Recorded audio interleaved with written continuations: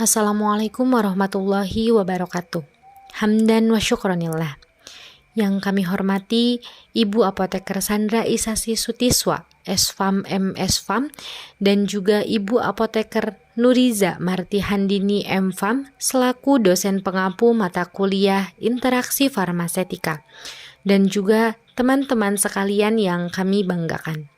Alhamdulillahirabbil alamin, pada kesempatan kali ini bertemu kembali bersama kami kelompok 2 Interaksi Farmasetika, mahasiswa dari Poltekkes Kemenkes Tasikmalaya tingkat 2 kelas B. Baik, pada presentasi kali ini kami akan membahas mengenai inkompatibilitas pada sediaan kapsul. Sebelumnya izin memperkenalkan diri.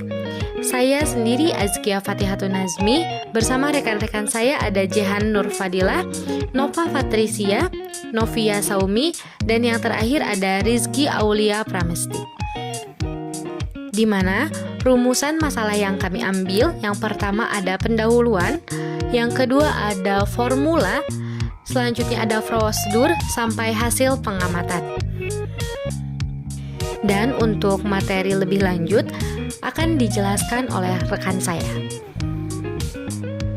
Baik, perkenalkan nama saya Novia Saumi. Lalu selanjutnya di sini merupakan pendahuluan pengertian dari kapsul tersendiri, di mana kapsul merupakan suatu bentuk sediaan obat yang padat yang di dalamnya berisi suatu macam bahan aktif obat ataupun bahan eksipien lainnya yang akan dimasukkan ke dalam cangkang atau wadah kecil yang umumnya dibuat dari gelatin. Gelatin ini merupakan suatu bahan cangkang kapsul yang memang dipilih karena memiliki alasan yang mudah larut atau edible, memiliki lapis tipis, dan berubah dari bentuk larutan menjadi gel sedikit di atas temperatur tubuh. Dan gelatin ini tidak larut jika temperatur turun di bawah 30 derajat Celcius. Lalu selanjutnya di sini merupakan formula yang kami gunakan pada pengamatan inkompatibilitas pada sediaan kapsul. Bahan obat yang kami gunakan yaitu luminal natrium, potasium iodid, aminopilin, di mana penimbangan bahan yang kami lakukan yaitu luminal natrium sebanyak 450 mg, potasium iodid sebanyak 3000 mg, dan aminopilin sebanyak 6000 mg. Dan kapsul yang kami buat pada resep yang sesuai pada tertera yaitu sebanyak 30 kapsul. Baik, saya Rizky Aulia Pramesti akan memaparkan prosedur pengerjaannya. Yang pertama, siapkan alat dan bahan. Yang kedua, timbang bahan. Yang ketiga, masukkan potasium iodid atau Ki ke dalam mortir lalu ratakan. Yang keempat, masukkan luminal Na dan aminopilin lalu gerus sampai homogen. Yang kelima, timbang seluruh serbuk. Yang keenam, timbang agar pembagian rata untuk 5 bagian kapsul. Yang ketujuh, masukkan serbuk ke dalam masing-masing kapsul. Yang kedelapan, bersihkan kapsul. Dan yang terakhir, masukkan kapsul ke dalam wadah dan beri etiket. Selanjutnya ada hasil pengamatan hari pertama atau hari pembuatan pada hari Selasa tanggal 15 Februari 2022. Belum terdapat perubahan pada kapsul dan serbuk yang ada di dalamnya, namun pada serbuk memiliki tekstur yang sedikit padat dan menggumpal. Baik, saya Nova Patricia. Selanjutnya akan memaparkan hasil pengamatan mengenai sediaan kapsul yang kami buat, yaitu pada hari kedua, tanggal 16 Februari tahun 2022. Di mana seperti yang kita lihat, di sini beberapa permukaan cangkang kapsul mengalami perubahan, yaitu menjadi berlubang dan tidak dapat dibuka. Selain itu, serbuk yang ada di dalamnya menjadi keluar menonjol dalam bentuk semi padat yang menggumpal.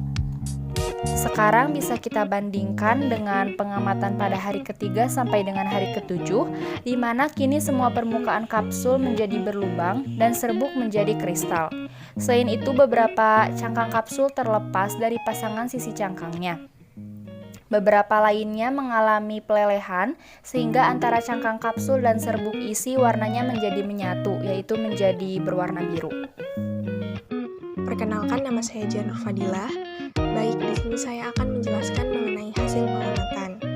Dari hasil pengamatan, terdapat permasalahan pada zat khasiat. Yang pertama, pada zat luminal natrium, yang bersifat higroskopis atau mudah menyerap air pada lingkungan sekitar. Kemudian potasium iodid, yang bersifat deliquescent atau mudah menyerap udara kelembaban dan berubah jadi larutan pada udara yang lembab, sehingga kelembaban yang diabsorpsi menyebabkan aminopilin menjadi lengket dan rusak. Adapun solusinya yaitu dengan penambahan MgCO3 pada formula, yaitu senyawa yang anhidrat. MgCO3 digerus terlebih dahulu setelah kalium iodida dimasukkan pada mortir, lalu gerus hingga halus dan tambahkan luminal serta aminopilin, lalu gerus secara perlahan. Alasannya dikarenakan anhidrat dapat berfungsi sebagai pengering sehingga dapat mencegah pelembaban. Sedangkan MgCO3 tidak larut dalam air, melainkan senyawa ini akan larut dalam suasana asam. Jadi, dapat disimpulkan, berdasarkan pengamatan sampel sediaan kapsul tersebut terjadi inkompatibilitas fisika maupun kimia.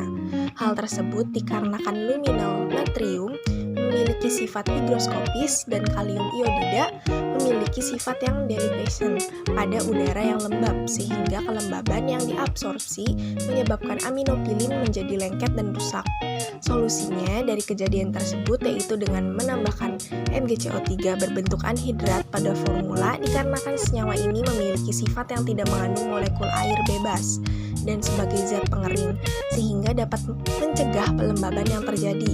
Selain itu, yang terpenting dari keseluruhannya adalah dalam proses peracikan sangat diperlukan pengetahuan dan keterampilan yang dimiliki TTK ataupun apoteker. Hal tersebut dilakukan agar tidak terjadinya perubahan fisik maupun kimia pada obat yang diracik, yang dapat mengakibatkan penurunan dan bahkan hilangnya potensi obat yang terkandung pada proses pengobatan. Baik, kembali lagi bersama saya Azkia Fathiatun Nazmi, dan sekian yang dapat kelompok 2 sampaikan. Kurang lebihnya kami mohon maaf dan terima kasih atas segala perhatiannya. Wabillahi taufiq wal hidayah. Wassalamualaikum warahmatullahi wabarakatuh.